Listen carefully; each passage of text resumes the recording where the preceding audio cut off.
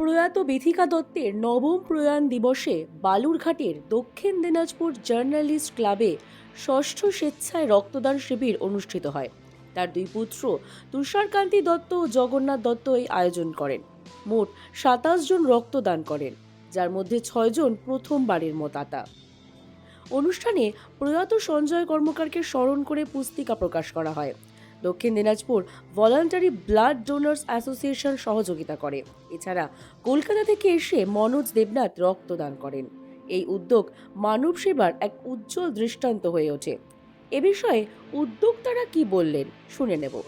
এবং আমার ভাতৃপতি তমাল মণ্ডল।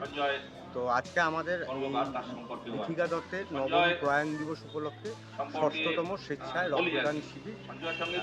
আমাদের সাথে সহযোগিতার হাত প্রতিবারের ন্যায় এবারও বালুরঘাট জার্নালিস্ট ক্লাব বাড়িয়ে দিয়েছে, দক্ষিণ Dinajpur voluntary blood donors association বাড়িয়ে দিয়েছে। আজকে এই উৎসবের পাশাপাশি আমরা আমাদের এই সময়ে অন্যতম একজন বাচিক শিল্পী, আমাদের বন্ধু, আমাদের আত্মীয় এবং এই জার্নালিস্ট ক্লাবের অন্যতম আপনজন যে অকাল প্রয়াণ ঘটেছে, আপনারা সবাই জানেন, সঞ্জয় কর্মকার। আমরা এই বছরের এই স্বেচ্ছায় রক্তদান শিবির তার উদ্দেশ্যে তাকে স্মরণ করেই আমরা করছি।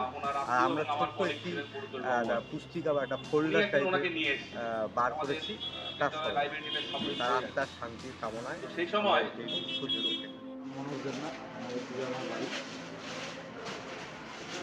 বন্ধু আমাকে একবার জানিয়ে দেয় যে দিন রক্তদান শিবির আছে।